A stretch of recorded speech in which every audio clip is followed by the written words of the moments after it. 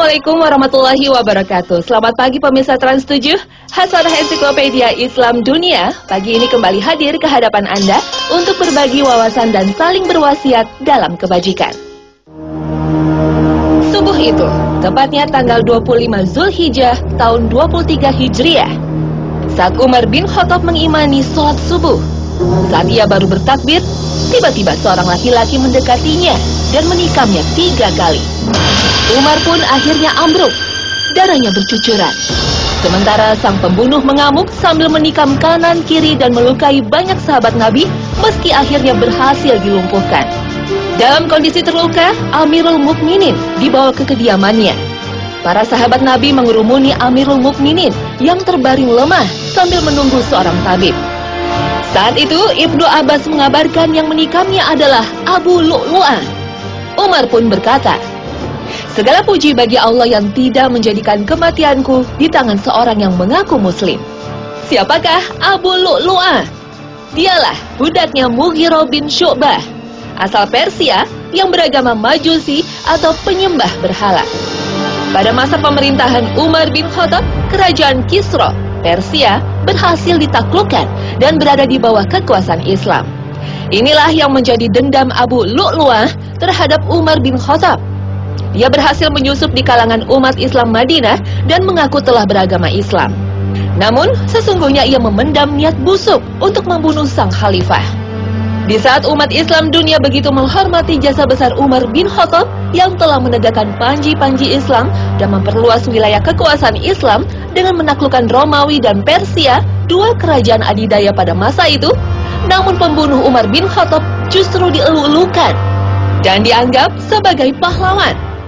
Abu Lu'lu'ah meskipun dieksekusi mati dan dimakamkan di Madinah, makam simboliknya sengaja dibangun di Bandar Kashan, Iran, dan banyak diziarahi oleh kaum Syiah, bahkan dianugerahi gelar Baba Suja'uddin yang artinya Bapak Sang Pemberani. Makam simbolik Abu Lu'lu'ah sudah lama diprotes oleh umat Islam.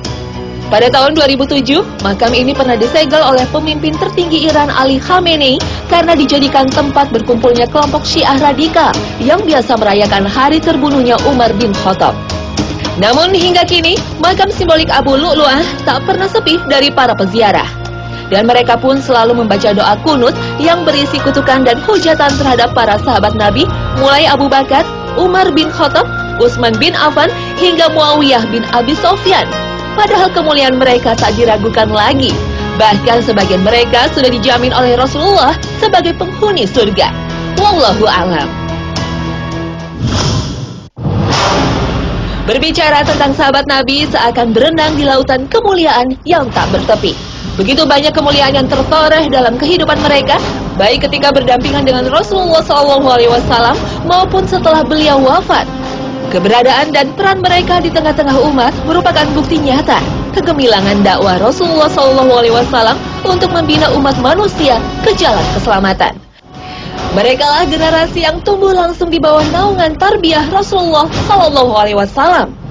Mereka menyaksikan dan mendengar segala yang berkaitan dengan agama ini langsung dari beliau SAW. Karenanya, mereka ibarat menara yang terang benderang dalam hal pemahaman akan kebenaran, kelurusan akidah, kesungguhan ibadah, kemuliaan akhlak, dan kesahajaan hidup. Dan semua itu tergores apik dalam tinta emas sejarah peradaban umat. Hingga tidak heran kalau kemudian mereka ditahbis sebagai tonggak penegak kelangsungan ajaran Islam. Wajar jika mereka menjadi target makar musuh-musuh agama, sebab dengan merusak kredibilitas dan persepsi umat tentang mereka akan lebih mudah mengacaukan manhaj yang benar dalam memahami dan merealisasikan syariat Islam. Berbagai pencemaran nama baik dilakukan firqah-firqah sesat sejak sepeninggalan Rasulullah SAW hingga saat sekarang ini. Contoh yang paling nyata dalam sejarah adalah munculnya fitnah Khawarij dan Syiah yang begitu getol menyudutkan para sahabat. Fitnah dan upaya memecah belah umat Islam melalui jalan merusak citra para sahabat tidak pernah berhenti. Dan Rasulullah SAW memberi pesan kepada kita, "Tetapilah sunnahku dan sunnah al-khulafah ar-rasyidin al-mahdiyun setelahku." Semoga Allah Subhanahu wa Ta'ala membimbing kita agar terhindar dari fitnah yang merusak agama. Secara bahasa, syahabi merupakan pecahan dari kata al-syuhbah yang berarti mu'asyarah atau berarti pergaulan atau persahabatan. Disebutkan dalam kitab Lisanul Arab, kata syahabahu bermakna al-syarahu, yakni menemaninya dan bersamanya. Orang yang pernah berjumpa dengan Nabi SAW dalam keadaan beriman dan wafat dalam keadaan Islam, maka termasuk dalam kategori ini. Menurut Ibnu Hajar dalam Al-Ishobah, semua mukmin yang pernah berjumpa dengan Rasulullah SAW, baik dalam waktu lama maupun singkat, meriwayatkan hadis dari beliau maupun tidak, turut berperang beserta beliau maupun tidak, dan orang yang tidak melihat beliau disebabkan sesuatu hal seperti buta. Berdasarkan keterangan Jabir bin Abdillah radhiyallahu anhuma, jumlah kami saat itu sebanyak 1.400 orang. Riwayat Al-Bukhari. Bagaimana kedudukan mereka menurut Al-Quran? Lihatlah surah Al-Fat ayat 18. Laqad radiyallahu 'anil mu'minina idh yubayi'unaka tahta asy-syajarati fa'alima ma fi qulubihim fa'anzala as-sakinata 'alaihim wa athabahum fathan qariba. Sesungguhnya Allah telah ridho terhadap orang-orang mukmin ketika mereka berjanji setia kepadamu di bawah pohon. Maka Allah mengetahui apa yang ada dalam hati mereka, lalu menurunkan ketenangan atas mereka dan memberi balasan kepada mereka dengan kemenangan yang dekat waktunya. Al-Quran Surat Al-Fat ayat 18. Ayat ini merupakan dalil yang jelas akan persaksian Allah Ta'ala atas para sahabat. Dan ini merupakan bentuk persaksian terhadap apa yang ada dalam hati mereka, sebab Allah lah yang maha mengetahui apa yang terkandung di dalamnya. Dari sini lahirlah keridhoannya atas mereka. Dan siapa yang Allah Ta'ala telah ridho padanya, mustahil mati dalam keadaan kufur. Sebab ukuran utamanya adalah kematian dalam keadaan Islam.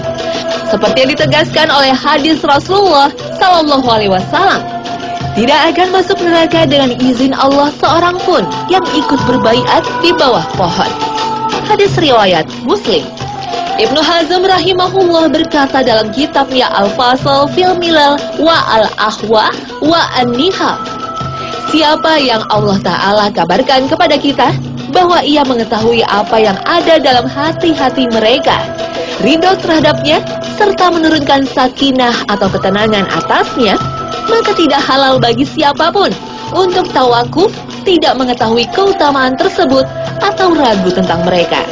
Dalam ayat lain, Allah Azza wa Jalla berfirman, Muhammad itu adalah utusan Allah dan orang-orang yang bersama dengan dia adalah keras terhadap orang-orang kafir, tetapi berkasih sayang sesama mereka. Kamu lihat mereka ruku dan sujud mencari karunia Allah dan keridhoannya. Tanda mereka tampak pada muka mereka dari bekas sujud. Demikianlah sifat-sifat mereka dalam Taurat dan sifat-sifat mereka dalam Injil, yaitu seperti tanaman yang mengeluarkan tunasnya, maka tunas itu menjadikan tanaman itu kuat, lalu menjadi besarlah dia dan tegak lurus di atas pokoknya.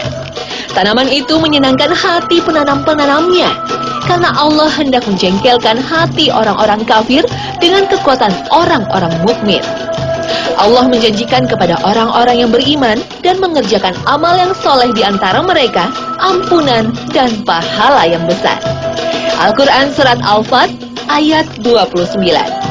Imam Malik rahimahullah berkata, telah sampai padaku berita bahwa kaum Nasrani jika menyaksikan para sahabat yang menaklukkan negeri Syam, mereka berujar, demi Allah, mereka itu lebih baik ketimbang kaum Hawariyun sebagaimana yang kami ketahui tentang mereka.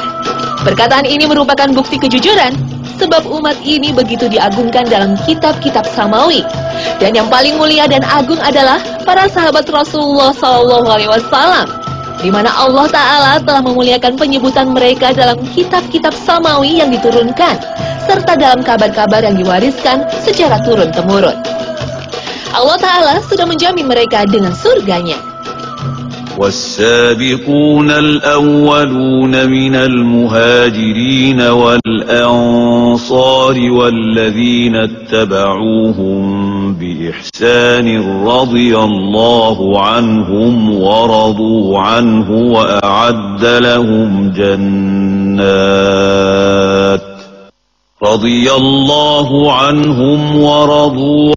وأعد لهم جنات تجري تحتها الأنهار خالدين فيها أبدا ذلك الفوز العظيم.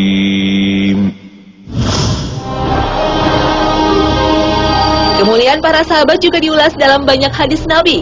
Misalnya hadis dari Abdullah ibnu Mas'ud radhiyallahu anhu. Rasulullah Shallallahu Alaihi Wasallam bersabda, sebaik-baik manusia adalah hidup di zamanku, kemudian orang-orang setelahnya, kemudian orang-orang setelahnya. Hadis riwayat Bukhari dan Muslim. Rasulullah pernah bersabda kepada Umar bin Al-Khattab, apakah engkau mengetahui bahwa Allah Ta'ala telah melihat ke dalam hati orang-orang yang ikut dalam perang Badar? Lalu ia berfirman, lakukanlah apa yang kalian kehendaki, sungguh aku telah mengampuni kalian. Hadis riwayat Al-Bukhari dan Muslim. Makna sabda Rasulullah SAW ini bahwasannya amal-amal keburukan mereka yang ikut dalam perang Badar telah diampuni, seakan ia tak pernah terjadi. Sebagaimana dijelaskan oleh Imam Ibnu Hajar Al-Asqalani dalam kitab Ma'rifatul Khisal Al-Mukhafirah. Selain itu, begitu banyak hadis sahih yang menjelaskan kedudukan dan kemuliaan para sahabat. Bahkan Rasulullah menegaskan ada 10 sahabat Nabi yang dijamin masuk surga, yaitu Abu Bakar, Umar bin Khattab, Utsman bin Affan, Ali bin Abi Thalib, Abdurrahman bin Auf, Sa'ad bin Abi Waqqas, Abi Ubaidah. Mereka begitu mencintai Rasulullah dan keluarganya. Sebagai bukti mereka menjalankan wasiat Rasulullah untuk mencintai para ahlul bait, Zubair bin Awam, Talhah bin Ubaidillah, dan Said bin Zaid. Ada pula yang mengatakan 11 dengan memasukkan Bilal bin Rabah. Abu Bakar pernah berkata, sungguh keluarga Rasulullah lebih aku cintai dari keluargaku sendiri. Pantaslah kemuliaan disematkan pada mereka. Dalam banyak riwayat yang sahih, ketika Ali ibnu Abi Thalib ditanya tentang orang yang paling mulia setelah Rasulullah SAW, dengan tegas beliau menjawab, Abu Bakar, lalu Umar, lalu Utsman. Bahkan beliau mengancam akan mencambuk siapa saja yang melebihkan beliau atas Abu Bakar dan Umar radhiyallahu anhu. Riwayat Imam Bukhari dan Imam Ahmad.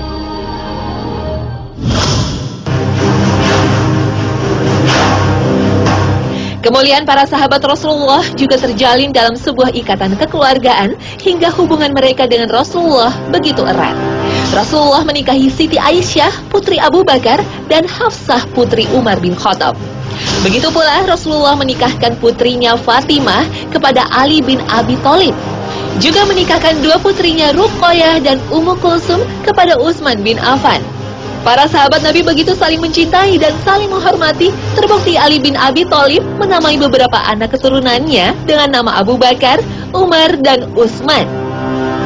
Dalam berbagai hadis, Rasulullah mengharamkan untuk menghina para sahabat. Dari Abu Sa'id, ia berkata, Rasulullah SAW bersabda, jangan kalian mencela seorang pun dari sahabatku. Sungguh jika salah seorang di antara kalian berinfak sebesar gunung Uhud emas, maka itu belum menyamai segenggam dari infak mereka, dan tidak pula setengahnya. Hadis riwayat Bukhari dan Muslim. Dalam hadis lain dari Uwaim bin Sa'idah radhiyallahu anhu, Rasulullah SAW bersabda, sesungguhnya Allah Ta'ala telah memilih diriku, lalu memilih untukku para sahabat dan menjadikan mereka sebagai pendamping dan penolong. Maka siapa yang mencela mereka, atasnya laknat dari Allah, para malaikat, dan seluruh manusia. Allah Ta'ala tidak akan menerima amal darinya pada hari kiamat, baik yang wajib maupun yang sunnah. Hadis riwayat Al-Hakim dalam Al-Mustadrak dengan sanad sahih dan disepakati oleh Az-Zahabi. Menghina seseorang yang khusus bagi Rasulullah tidak diragukan lagi dapat menyakiti beliau, bahkan termasuk satu kekafiran sebagaimana ditegaskan para ulama. Para sahabat radhiyallahu anhum adalah manusia biasa yang bisa saja berbuat kesalahan. baik di saat bersama Rasulullah SAW ataupun sepeninggal beliau. Tetapi, kesalahan-kesalahan mereka jika dibandingkan dengan kebaikan-kebaikan mereka yang begitu banyak, serta perjuangan mereka melanjutkan risalah Rasulullah SAW adalah ibarat butir-butir pasir pada padang Sahara yang luas, atau tetes-tetes air di samudra membentang. Imam At-Tahawi berkata dalam matan kitab Akidahnya, yang merupakan salah satu kitab induk Ahlus Sunnah, kami cinta kepada sahabat-sahabat Rasulullah SAW. Namun kami tidak berlebih-lebihan dalam cinta kepada seorang pun di antara mereka, dan juga tidak berlepas diri dari seorang pun dari mereka. Kami benci kepada yang membenci mereka atau menyebut mereka dengan selain kebaikan. Maka kami tidak menyebut-nyebut mereka kecuali dengan kebaikan. Cinta kepada mereka adalah bagian dari agama, iman, dan ihsan. Sedangkan benci mereka adalah kekufuran, nifak, dan tindakan berlebih-lebihan. Sepeninggalan Rasulullah SAW, keutuhan umat Islam mendapat ujian yang besar. Sebagian kabilah menentang kepemimpinan Abu Bakar radhiyallahu anhu dengan menolak membayar zakat. Bahkan bermunculan para nabi palsu seperti Musailamah Al-Kadzab. Pasukan Islam berhasil menumpas orang-orang murtad ini. Pada saat kekhalifahan Islam dipegang oleh Umar bin Khattab radhiyallahu anhu selama 10 tahun, kekuasaan Islam makin meluas setelah menaklukkan dua kerajaan adidaya, yaitu Romawi dan Persia. Setelah Umar bin Khattab wafat, para sahabat memilih Utsman bin Affan untuk melanjutkan misi kekhalifahan Islam. 6 tahun pertama pemerintahan Islam berada dalam stabilitas politik, namun setelah itu, huru-hara politik mulai memanas hingga memicu pemberontakan yang mengakibatkan Khalifah Utsman dibunuh. Khalifah Utsman akhirnya diganti oleh Ali bin Abi Thalib radhiyallahu anhu. Namun konflik politik makin memanas. Kelompok Muawiyah menuntut Ali bin Abi Thalib untuk mencari dalang di balik pembunuhan Utsman bin Affan. Perpecahan umat Islam saat itu tak lepas dari upaya adu domba yang dilakukan orang-orang Yahudi. Merekalah yang bermain merekayasa hingga pecahlah perang Jamal antara pasukan Siti Aisyah radhiyallahu anha dengan pasukan Ali bin Abi Thalib. Begitu pula dengan perang Siffin antara pasukan Ali bin Abi Thalib dan Muawiyah bin Abi Sufyan. Inilah awal mula munculnya kelompok yang disebut Syiah. Kelompok ini begitu mengagungkan Ali bin Abi Thalib secara berlebihan, bahkan mulai menyebarkan hadis-hadis palsu untuk mengklaim kebenaran kelompok ini. Begitu juga sebaliknya dari kelompok Muawiyah. Imam Bukhari dalam kitab Sahihnya meriwayatkan dari Ibnu Abbas, suatu ketika Ali memerangi dan membakar orang-orang zindik, yaitu Syiah yang menuhankan Ali.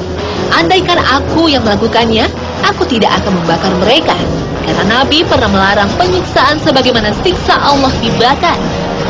Akan tetapi aku pasti akan memenggal batang leher mereka, karena Nabi bersabda, barang siapa yang mengganti agamanya murtad, maka bunuhlah dia. Kelompok yang mengaku pembela Khalifah Ali berusaha menyebarkan fitnah dengan mencela Abu Bakar dan Umar bin Khattab, karena dianggap merebut kekhalifahan yang seharusnya menjadi hak Ali bin Abi Thalib sepeninggalan Rasulullah. Kelompok yang disebut Sabah atau pencela ini dipimpin Abdullah bin Sabah, seorang dari keturunan Yahudi. Mereka pernah diburu pasukan Ali bin Abi Thalib, namun berhasil melarikan diri. Pada saat perpecahan umat Islam ini, muncullah kelompok Khawarij yang tidak berpihak baik pada Ali bin Abi Thalib maupun Muawiyah bin Abi Sufyan. Tapi mereka mengkafirkan semua yang tidak sefaham dengannya. Dan mereka akhirnya berhasil membunuh Khalifah Ali bin Abi Thalib. Perpecahan umat Islam terus berlanjut hingga terjadilah peristiwa Karbala. Husain bin Ali, cucu kesayangan Rasulullah, beserta keluarganya dibantai di padang Karbala oleh segerombolan pasukan dari penduduk Kufah di bawah pimpinan Sinan bin Anas An-Nakhai. Dialah yang memenggal kepala Sayyidina Husain hingga syahid, seperti ditulis pakar sejarah Dr. Utsman bin Muhammad Al-Khamis dalam bukunya Hikbah Minat Thoriq dengan mengutip 76 kitab sejarah. Kelompok Syiah sesungguhnya telah terpecah belah menjadi banyak sekte. Di antara sekte Syiah yang radikal adalah Syiah Rafidhah yang selalu menghujat para sahabat Rasulullah.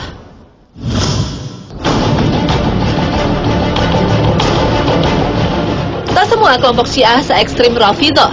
Di Indonesia misalnya ada juga kelompok Syiah yang mengaku lebih moderat, dan siap berdialog dengan kelompok Ahlus Sunnah wal Jamaah.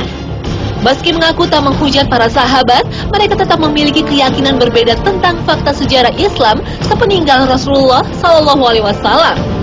Namun, jika saja kaum Syiah mengaku sebagai Muslim, tentu tak akan menghujat apalagi mengkafirkan para sahabat Nabi seperti Abu Bakar, Umar bin Khattab, dan Utsman bin Affan. Mereka adalah sahabat utama Nabi yang dijamin masuk surga dan telah berjihad menegakkan panji-panji Islam. Ingatlah dengan firman Allah Azza wa Jalla.